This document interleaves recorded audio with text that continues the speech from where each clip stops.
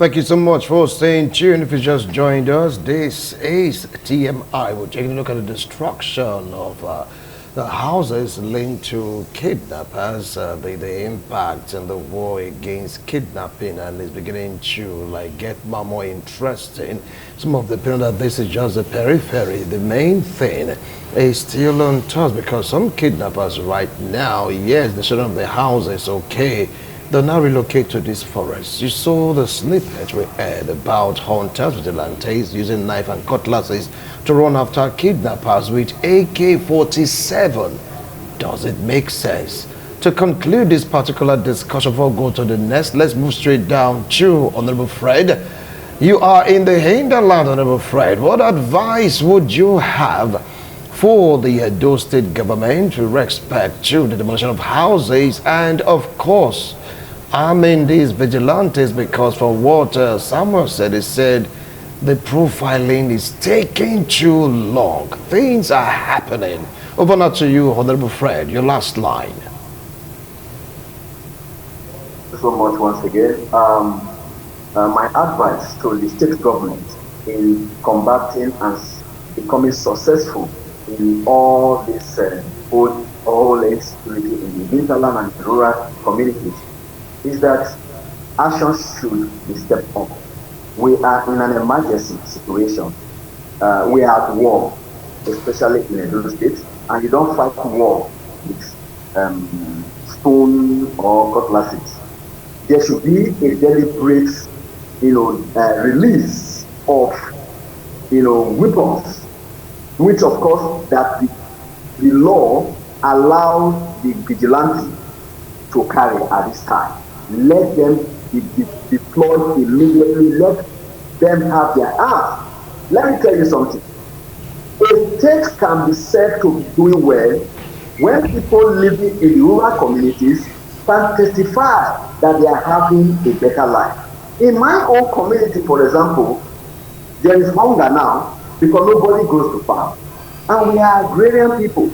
Nobody goes to farm. So there should be expediting of action in ensuring that the head of vigilante, or you call it CP Ibadi, it should look, we are in a digital age. These things should be decentralized, digitalized. It doesn't take you one day you are done with all these things. Let's remove analogistic system from it and shift to a digital system to profile all these things so that men can get to work. And yet, you are saying that some people might be deviant, some might be this, some might be that. Yes, even Judas with Jesus Christ, you remember what he did. It's expected, but that does not mean that we should not do the needful. This is my advice. Weapons should be deployed.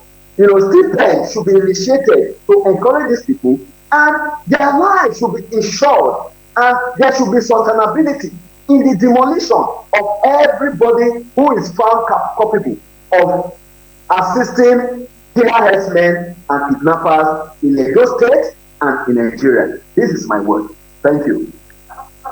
Honorable Fred, that is your last line on this discussion. Really appreciate it. Hope, like what you alleged, that Qatar General is the one holding the fund of a KK and some other community that has disaster problem. The governor, from what you said, has approved the fund. Hope the Qatar General will do the needful. But Qatar General, you have the right of fear here. If you feel that Honorable Fred is saying the wrong thing, you can come to ITV and clear your own or say your own part of the story. He's alleging that you are the one holding the funds for them, because right now the 54, nothing has gotten to them, despite the fact that the governor has already approved it, signed and approved. So he's alleging that you are the one that is withholding the fund. If it's wrong, you should come to ITV and say your own part of the story. Fred, thank you so much. Well, Victor, I'll come to your last line of discussion. I want you to speak last on this particular discussion. So, Victor, what advice do you have? Yes, well, clearly, my first advice is to go to the government, and whoever is responsible to profile these people should do it speedily, but with careful, and ensure that the right people are sent to the field so that arms will be given to them. And the community too, if you know something, say something. People cannot just operate like spirits. You know them, you see them. Give government, give security agency the rightful information so that you and your people will be saved. And lastly, we have a proposal on this very on security issue from the Movement for Nigeria Transformation. It's right in the governor's office. We have submitted it, and we want to appeal that the governor and those who are responsible should look at it critically, and whatever they don't understand, they should call us. We will tell them what they need to know. All right. Thank you so much, Honorable Victor. Well, Comrade Sosa, your last line. My advice to the state governor will be this: he should sustain what he has started. That is demolition of the houses of anyone associated with kidnapping and the insecurity in Edo State. He should also sustain, he's been buying some vehicles, for security personnel. The vigilantes, some of them have been provided with motorbikes and all of those things. So he should continue and sustain what he's been doing in that line. And to the Nigerian police, you don't go for training for 6 months and begin to chase after innocent citizens. Like what we said backstage, going after Yahoo boys is good, but don't unnecessarily torment people that are carrying dreadlocks. Wrongly profiling people. Very wrong. Come on, you have AK-47. Go to the hinterland and secure the people. Secure the people. Thank you. Oh boy. All right. Aras, over now to you. Well, I'm going to speak on 3 to 4 points to close this matter. One, I love what my brother said from 01. Advice to the state government: it is time, it is ripe that the Edo State Security Network should be receiving salary, stipend, enumeration, to encourage them, also to encourage others to join. Because of lack of salary from the job, you see people being discouraged too. So that would be one good one. On the second part, insurance. We started it already during the Obaseki regime. I remember I went to the local government. We went to do scanning, thumb printing, to register for the NIS or something like that, the insurance system. I think the governor should look into it and continue with it, even improve on it based on he's an ICT man. He should do more better with it. That is on those two. Why I go on the other 3, my brother said, and not enough law, making laws. No. Edo State has made a law which has been passed by the House of Assembly, which has been signed by the state governor. So there's already a law binding and guiding the Edo State vigilante to act and to work and carry out their duties. So they are not working on an illegal ground on that aspect. People should not misunderstand that point that there's no law binding them. There are laws that guides them.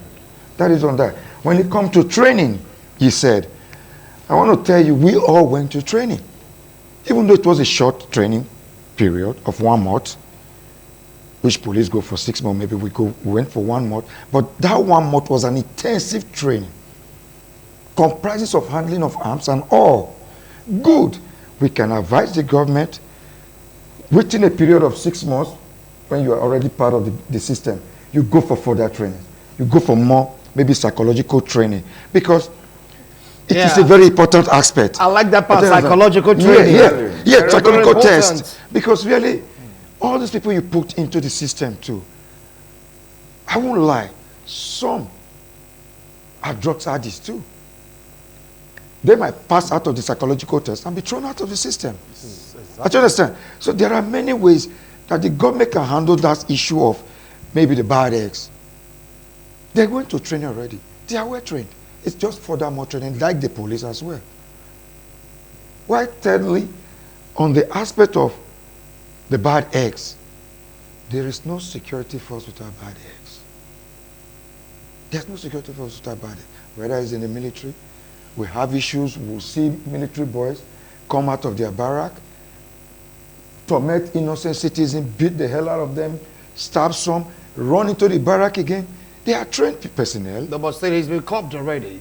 They handle that aspect. Listen, I'm just telling you, it is in every system. No, right. The only thing that can cure that system is just what I just brought as an idea. Psychological Psychotest analysis. within a period of time. And then that profiling they are doing, please, the governor should beg CP Ibadan, do it speedily. Because we have been caught twice. Retired. The first time we went, we did fingerprint, we did the scanning. What do you want? Do you want to carry our stomach scanning to know that this is who we are? You called again the second time. Everybody went there again, spent their transport, some from one, from here and there.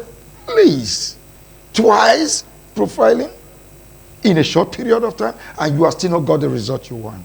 Please, I think it's right time he should take the necessary action, because when if he himself is involved in most of the security network platforms, he will know that nobody likes him for what he's doing. Because recently, a lot of vigilantes are being killed, which are our colleagues. We are not happy over it. All right. All right, well, thank And they you should so stop much. calling us out to come out of our comfort zone, to come and protect our AORO with cutlass and wood. We can't do it, and we will not do it. Because you are telling us to go and commit a suicide mission. Thank you. The government should look very, very deep into that. Thank you. Thank you. I believe that the governor is watching.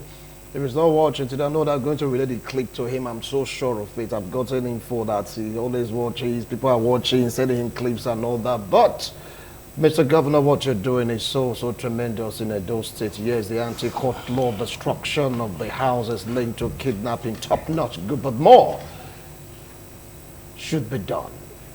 After destroying the houses, they're not focusing on the forest. I choose to show people that snippet of people saying that they are chasing after people with AK-47 with daggers and cutlass in this time. And I've heard reports whereby the police representatives will be in front. They'll be behind. The people that are having cutlasses and daggers should be in front, and the police will be behind. They are watching their back. I don't understand this. They are protecting us from behind. I don't understand this. And people you want to be in front, they are not armed. You're the ones with the arms and ammunition. You're with bulletproof vests, and you're telling these guys without guns to be. Anyway, respected CP Bani retired, please provide these guns quick. Time is ticking. You understand? Time is ticking. The battle is getting more and more intense. You need these foot soldiers because they can't go into battle without weapon. That is suicidal. Provide them fast. You can bring them into local government, into wards. Okay, so-and-so going to give to so-and-so person. You see this bullet anywhere, this gun anywhere, we're going to be responsible. Take. Simple. You track them.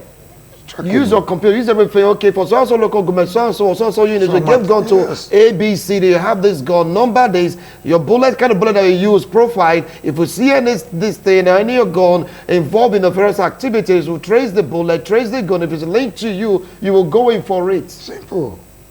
Please, because time is ticking. Destroying the house, don't stop doing it.